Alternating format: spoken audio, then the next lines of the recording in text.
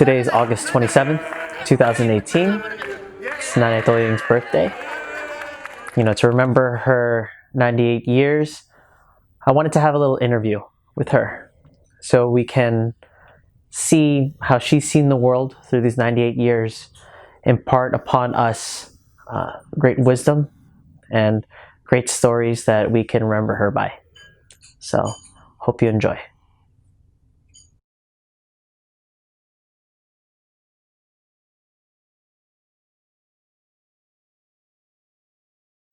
Oh, my mother is a businesswoman, and my father owns grassland. Grasses, he used to grow up grasses that was the food of the kettles, of horses and kettles. That's the business of my father. And my mother sells fruits. Oh, they're loving parents. They gave me everything. And I was brought up with a nanny who spoils me. Yeah. She spoiled me.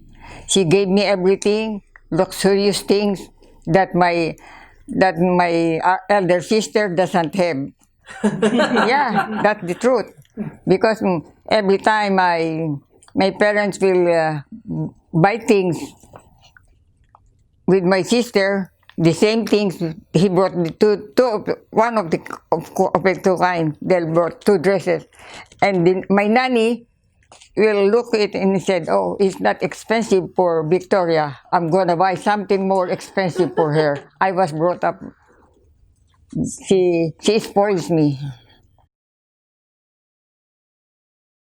Oh, we are 12 in the family, but only 9 survived, and the rest one that I'm older now. We're only left 7, about 7 left.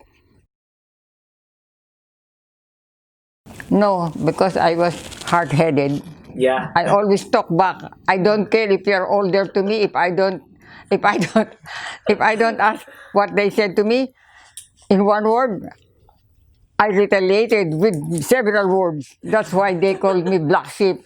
You are very aggressive. You are very soberbio. That's what the word they use in Spanish.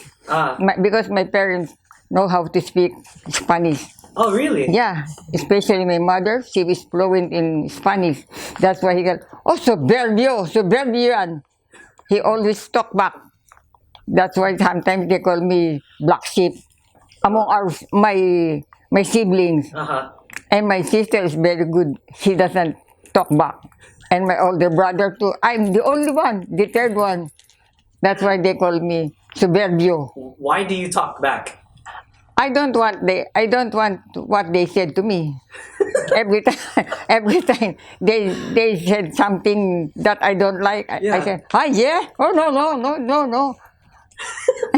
That's what I am. That's why they call me Soberbio, black sheep among my brothers and my siblings.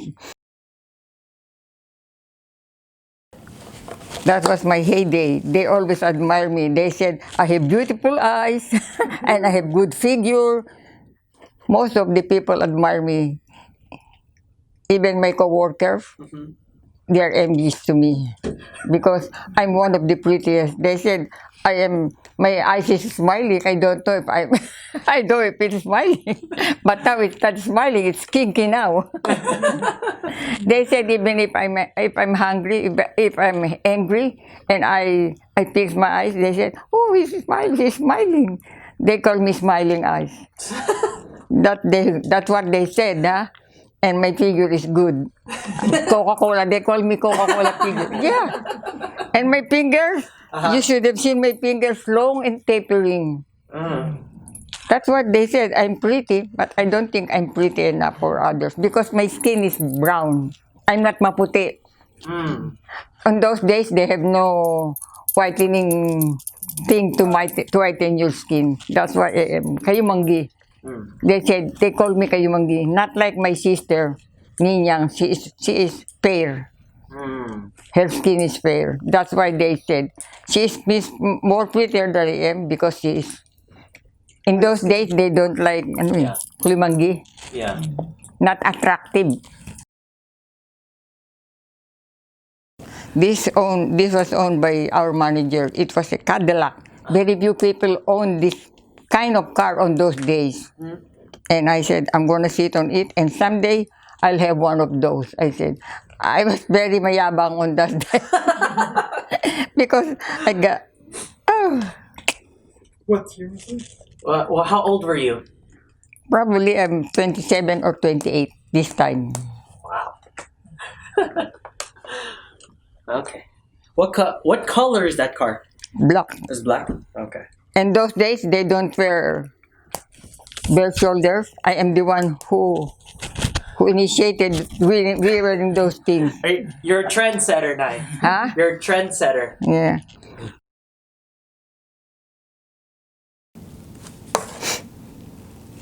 My husband, the father of my children. Whenever I gaze at his face picture, I remember how loving he was.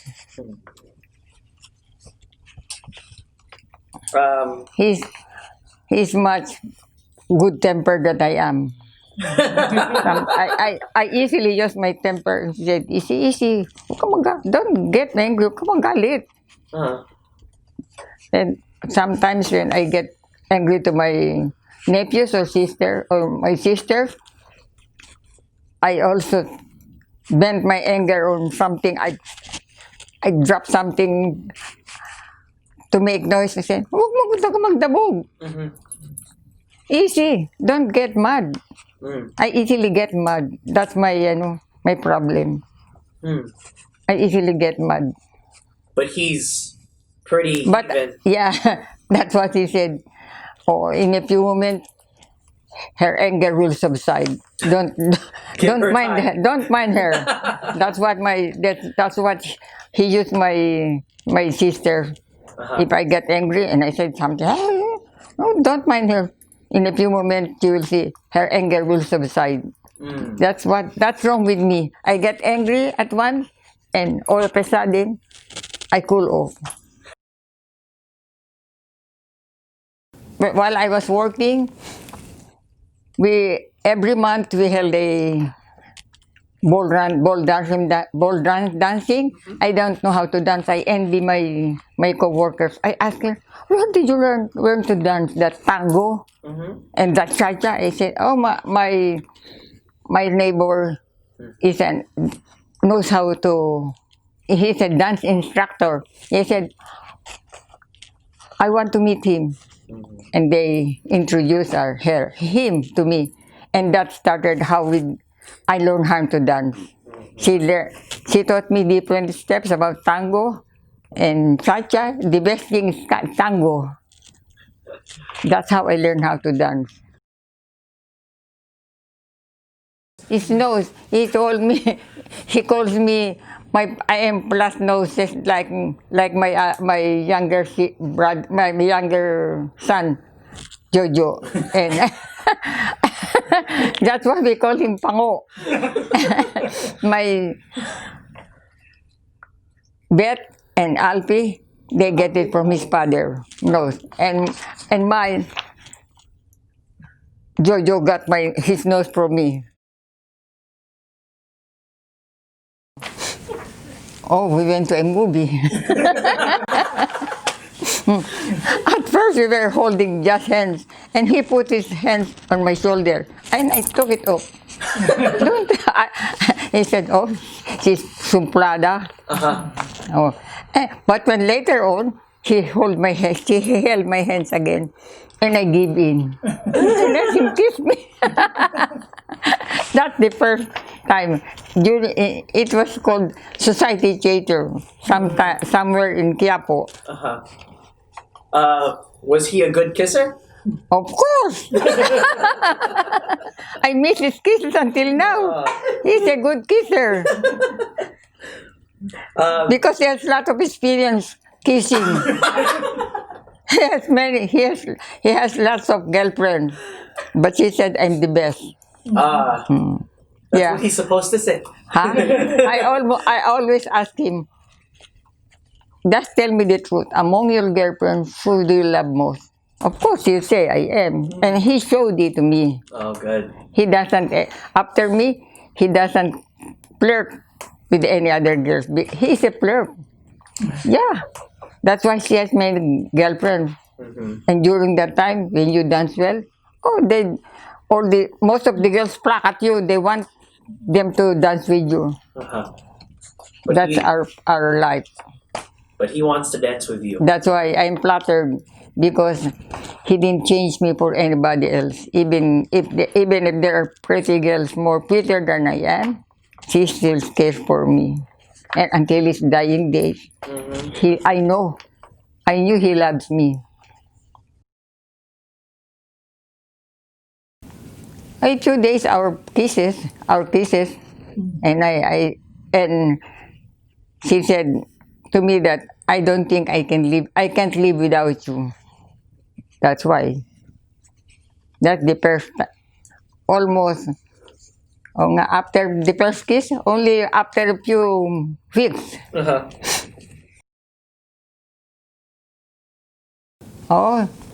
Oh, the worst fight and the first fight that we have is one time, I feel sick and I was on sick leave, and lots of my friends came to see me.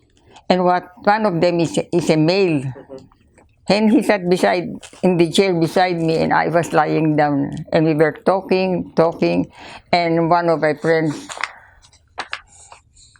made some merienda for him, for my friend. And my husband is on the other side of the balcony. I don't know what he is doing. And we were talking, and I give something to my friend to eat. Then he ate. And I even told the one that I am asking to him, toast the bread before he gave it to him. And I didn't know my husband was sitting with anger because I didn't have the mind to ask him first. When he came back, Nagselos. I asked him, did you eat? No! He shouted at me, and I got angry. And he said something something that not good to hear about. And I got angry. And from that time on, I didn't talk to him for days. But he was waiting for me to talk. I didn't talk to him because I was so angry. He said one word that I didn't like. That's the first. And he was about to take my children away from me because for several days I didn't talk to him. And my sisters asking me, why are you like that? Why don't you talk to him? Oh, mo siya. I said, I want him to talk to me first. But as a man, he has his own pride. He didn't talk to me. But my pride also didn't permit me to talk to him. That was our first fight. And the last fight we had. But we made up when he was about to leave. And when he sent me a letter that he's going to leave, going to other place. And that's when I gave up. Tapos we made up. That's the first and the last bitter quarrel that we have. Oh.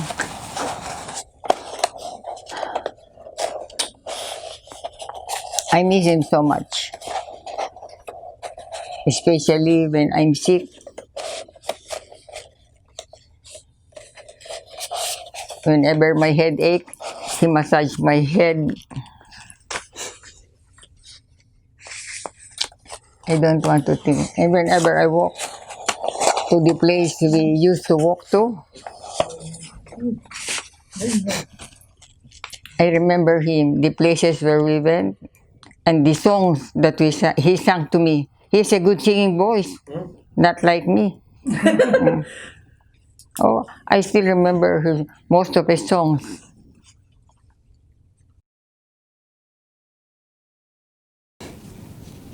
I've written it.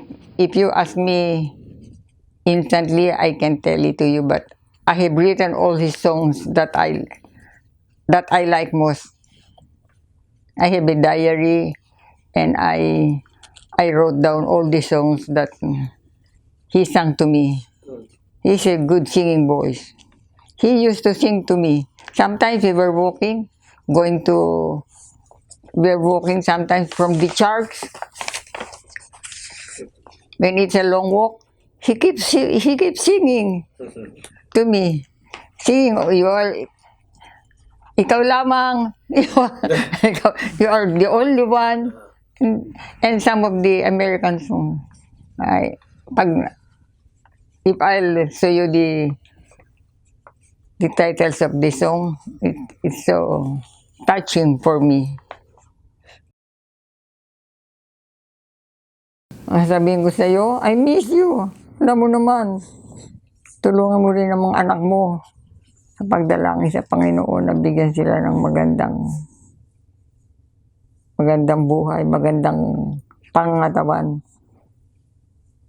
Yung sasabihin ko sa'yo, kahit na nandiyan ka sa itaas, nalalaman ng Panginoon ang magandang hangarin mo sa iyong mga anak.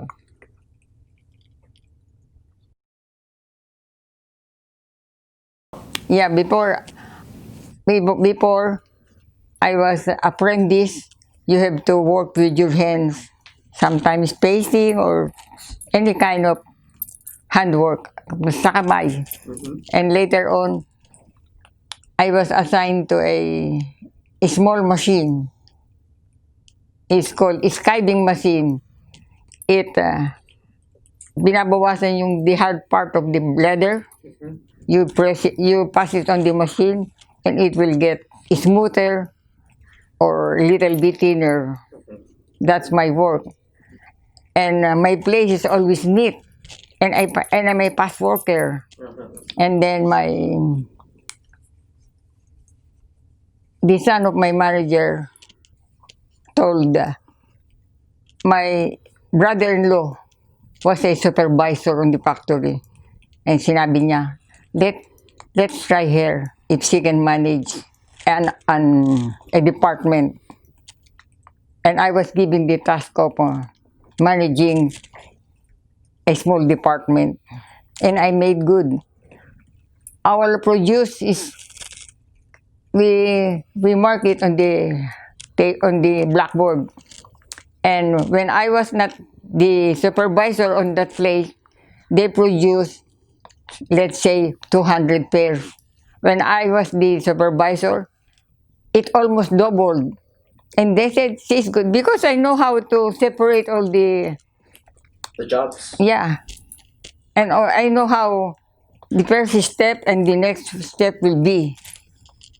That's why the production increases. And they said, oh, she's good. That's why they increased my salary, and I was in charge of a bigger department.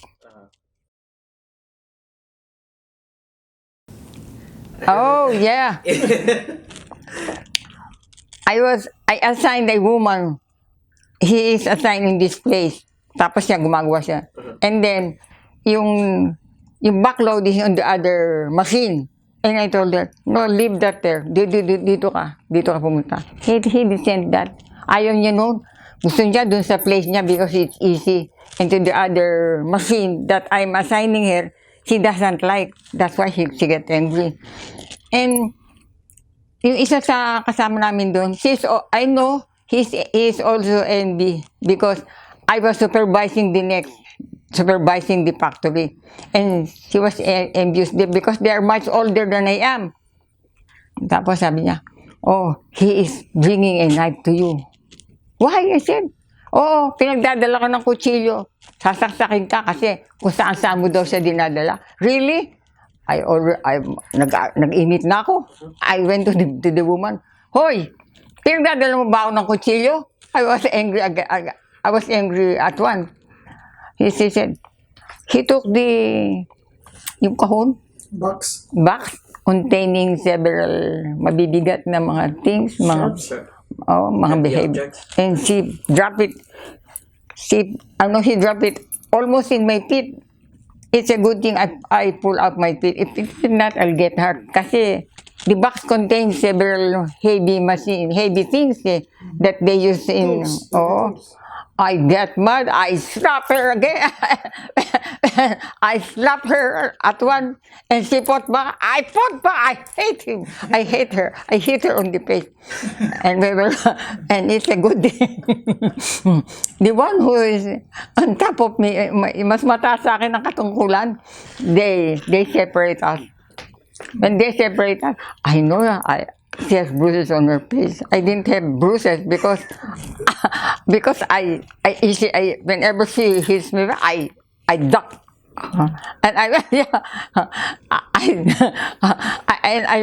I pull my face back to her. That's why every time she hits me, she didn't hit my face. But whenever I hit her, I hit her on the face. Naku, she has black eye ba? And I feel so sorry when I saw her. We were brought together. But at that time, she was because she likes me. That woman likes me. He said, she's the one who apologized to me. Sorry, Toying. Sabi ko kasi ikaw pinagdadala mo daw ako ng kutsilyo Hindi kaya pagdadala. Gusto lang tayong pag-awayin, sabi niya. Tapos we were suspended. I was suspended. And while I was suspended, the same day I went to our manager and said, I'm sorry, I lost my temper. She said, you are not supposed to do that. What if dinimanda ka ng physical injuries? And you know what? The woman came to me and apologized. When I saw the woman, I was going to apologize to her, but she's the one who apologized to me. Sorry, Tori. I also said, sorry, I lost my temper because I saw she has black eye. Oh, ay naku, I'm so sorry. The next day, we went to, to work again. She said, you know that I like you, she told me. And I almost cried when she told me that. You know that I like you. Why did you hit me? I said, you made me angry. I told her, why did you drop yung mabibigat? You almost hit my feet. That's why I get mad at you. I apologize to you. That's one thing that I'm very sorry for. Because she's the first woman that I hurt. I really I was so angry. Because they said she was threatening me with a knife. And I thought that was true. Because she is also hot-tempered. She is Bisaya She is also hot-tempered, I know. He fights with her husband most of the time. That's what she was known for. Hindi silang nag-aaway na mag-asawa. I thought she was going to vent her anger to me. I was wrong at that time. And until now, I regretted it. And whenever I think of her, I prayed for her soul. Yeah. Because I know she is very fond of me. She admires me. But I lost my temper. That's what I repent for in my days. She is the first and the last one that I hate. I hit. I didn't even hit my husband. She is the one that I hit. Oh, I'm very sorry for that. Until now, I regretted hitting her. I used to play badminton. I was good that day. I got some trophy for it. And one sport is volleyball.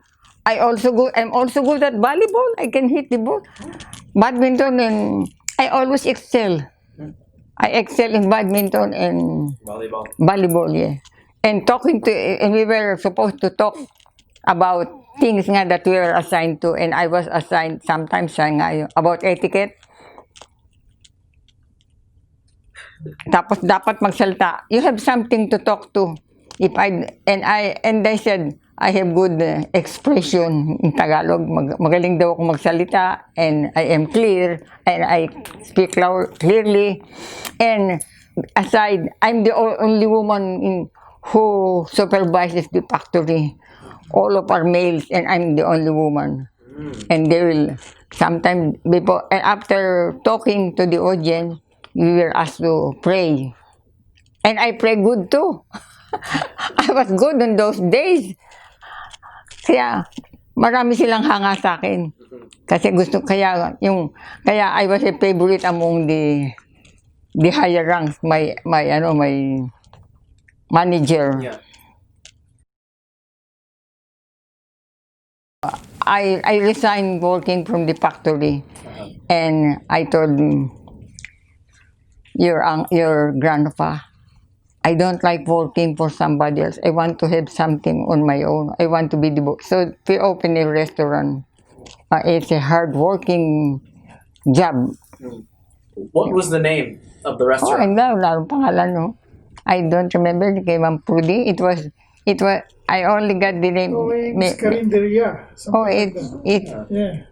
in the market, I don't remember the name that was owned by somebody. Ano lang kami, tenant lang kami. Oh. Okay. And I get tired of working in a restaurant. I open a shoe store and sell some drapes. Curtains. That's when I made good. Meron akong kakilalang mananahi na sabihin ko sa kanya, ikaw mananahi, kakontrata ko. I'll ask somebody, sabihin ko gusto mo bang pagawa ka ng kurtina? Sabi, oo, sige, pagagawa ko akin lahat ng gamit.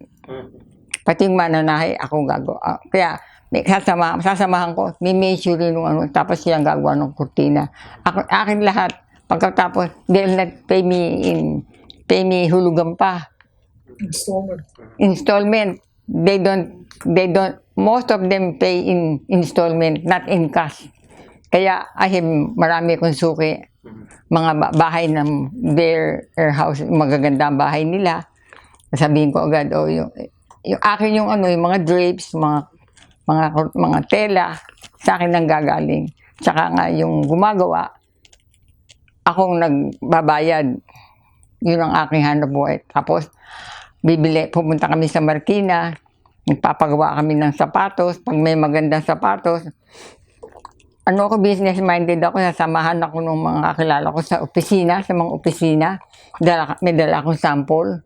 Ito, halimbawa, mga 5 pares ng sapatos. Ito, gusto ko yan, gusto ko.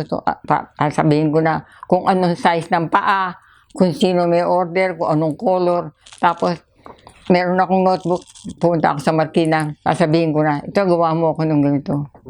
Ayun, gagawin ko. Pag ginawa, tapos, didistribute ko sa mga opisina. They pay good. Yun ang isa sa hanap buhay ko na pinagkakitaan ko ng maganda. At saka marami kong ahente.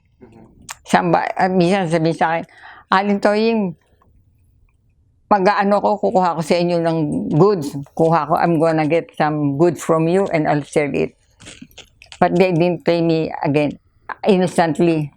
Tapos, later on, they'll pay me by installment also. They'll titinda nila the installment and they'll give it to me weekly. That's why on Sunday night, I'll just sit on my house with my husband.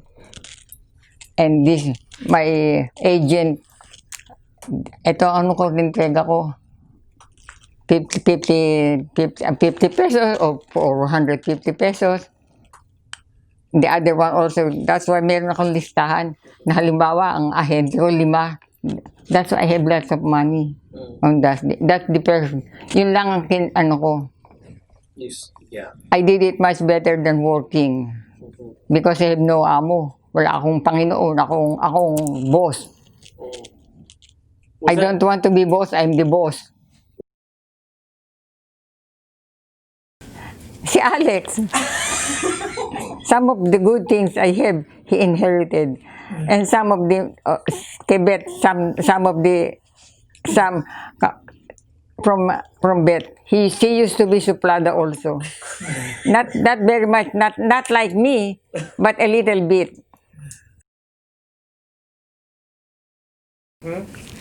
Jojo, nako, he made lots of headaches from me. Many times. He is very Talaga si Jojo, most of all. I used to, whenever he disobeyed me, I may hot-tempered nga eh. Sometimes I'll ask him, you fetch some water when I have a restaurant. It's so hard. I'll ask him to get some water, and he will. And he shows me that he doesn't want to do it. And whatever I have on my hand, like kettle, I bang it on his head. But it was also made of aluminum. That's not hard. Hindi, not made of iron. It's only very thin, very thin. Or I pinch them, or I hit him. But the other guy, the other, he is always out of reach. Wala, lumalayas kung saan saan pupunta. You cannot find him. Jojo. Si Jojo. You cannot, how can I scold him when he is not around? Alex is always around, so I have to vent my anger on him because I need this to be done, and this done, and Jojo is not around, and she is the only one around, and he didn't make it good. I played, I get mad already, and I hit him, and also Bet is not around. He is the only one. Ano ang tawag doon? Punching bag.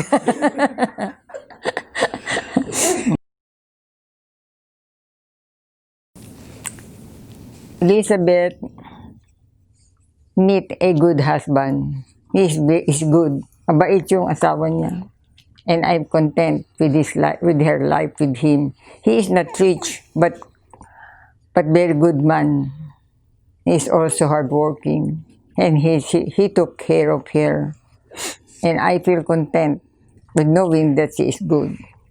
And I did my best to send Alex in the States. When he was and he was able to come to the States, and I took pains also to bring Jojo and Elizabeth, because if you are coming to the States, you need lots of dough. And that time I was able to support them, and that's one thing that God gave me. I was able to earn good money to pay for their needs. I was lucky before, because God gave me the ability to earn good money on those days. If I didn't bring them to the States, I could build a big house or buy lots, because during those days you have to spend millions, hundreds of dollars, thousands of dollars to send everyone in the state.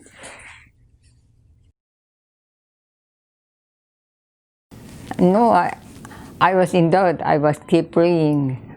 In my mind, I know they'll make good because they're hardworking. But sometimes I have doubts also. Because nga hindi pa sila stable. They were not stable at this time. And I know yung trabaho niya was not stable before. And I have fear also. Even with Jojo or Tony, they work on yung small salary nila. That was 1985. I feel that they are already making good. He has a good job, and Jojo and Tony also, and Beth was with her husband and children. I fear baka sila magka-drugs or with bad companies. That's my fear. It's what I'm always praying, not to na hindi sila makasama ng makigaya sa iba na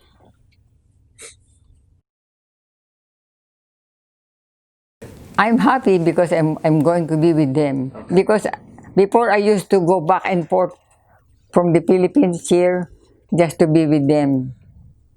And later on, when they get married with babes, I stayed for good since 1987.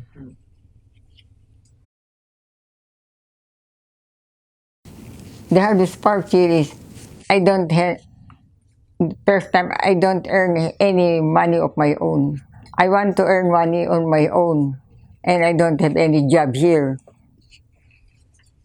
And I knew they'll not let me go. They'll not let me, just like the other old Filipinas here, they go to yung working in laundry or taking children, taking by babysit. They didn't oblige me to take any job. And I don't want that to myself. I don't want to serve other people na parang laya or cook or any jobs. And when we moved here, one of yung sa ham radio, he met one ham radio. He met a guy, and he told the guy that I always read the Bible. When he came to me and said, "Oh, do you want to come with me so that we can share, we can teach you some of the Bibles?" Yes, that's the first time, I think that was 1986 at 1994, when he introduced me to Born Again. And I have lots of friends in Filipinos, and they teach me about the Bible. That's when I started reading the Bible. They taught me lots of things. They are good people. Not to not gossip. That's one of the things they don't like. Don't gossip. Don't talk about each other weaknesses or other chismes, other bad things from them. We are not supposed to gossip about each other. When you heard somebody's bad life, you are not supposed to talk to other people like he is like this and like that.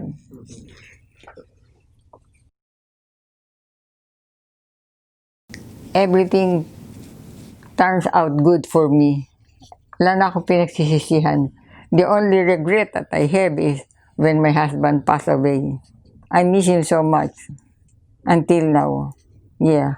If you love someone, you never stop loving them, even if they pass away. Even at my age, I often dream of him, especially on my birthday.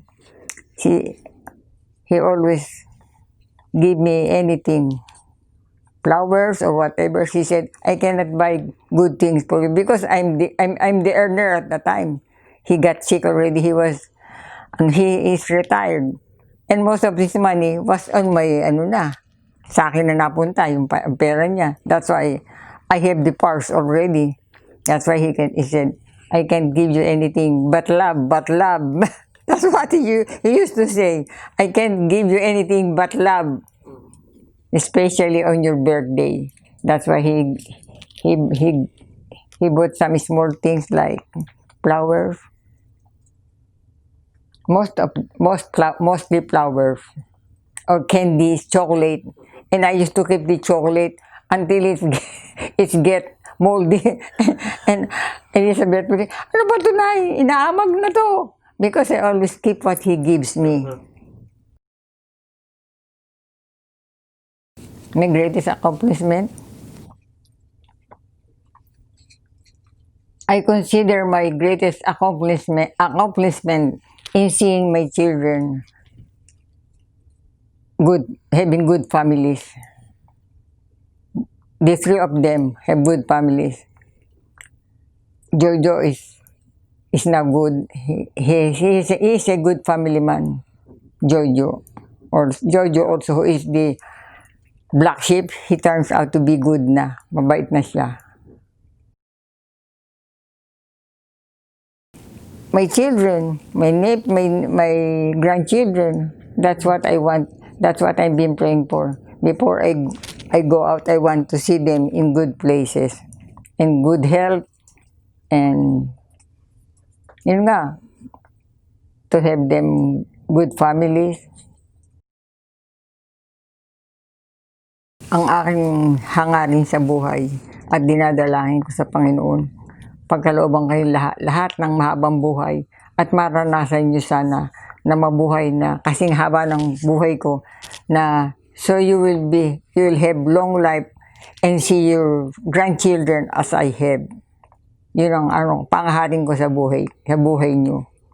Be good to each other at sana nga you have long life just like me, that I was able to see my children, my grandchildren. Sana kayo ganon din, every one of you. Yun ang aking hangarin. At sana huwag kayong magkakaroon ng mabibigat na karamdaman. Yung mga sakit ninyo, curable, yung magagamot. You cannot help but get sick. Pero sana, not yung mabibigat na karamdaman, not grave sickness. Basta sana yun ang hangarin ko. And God will always be with you. Just make good to your fellow men, be good to each other, and God will be good to you. If you are good to your fellow men, God knows what you are doing. Yeah. God will guide you, and that's my wish.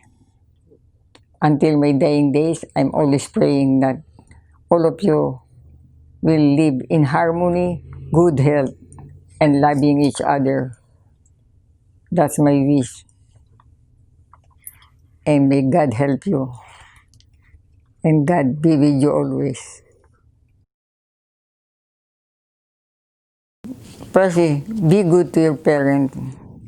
Be good to your parents, your mother and father, and your siblings. Be good to each other. That's what I've been telling them. In hardships, you have to help them, especially financially. Don't be stingy. If one of your siblings is in hard times, you have to help them. That's what I've been telling them. If I pass away, I want you to help each other. Be good to each other. Not let your other siblings in one thing, and you have something to give. You have to give. Be giving and not taking. Not taker. Giver and not taker. In my days, a little bit health, I can still go around. Even if I have bad knees, I can still walk and help with the household. That's what I have been praying for. Every morning when I do the exercise, I talk to his father.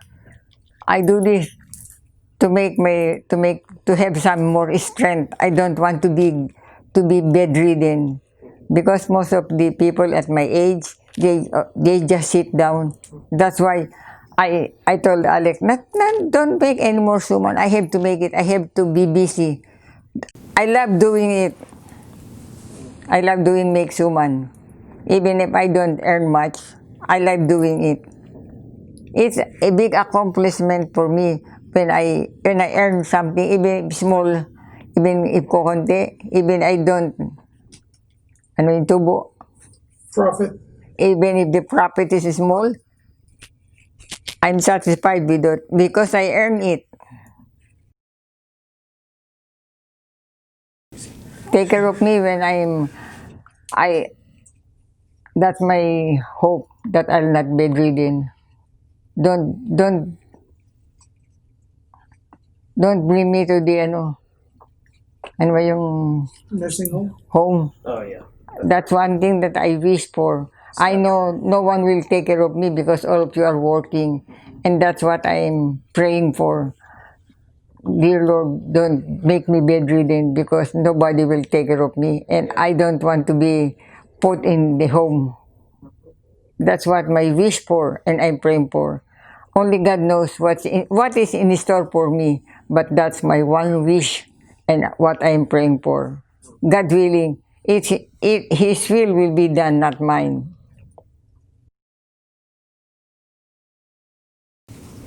My, my cooking.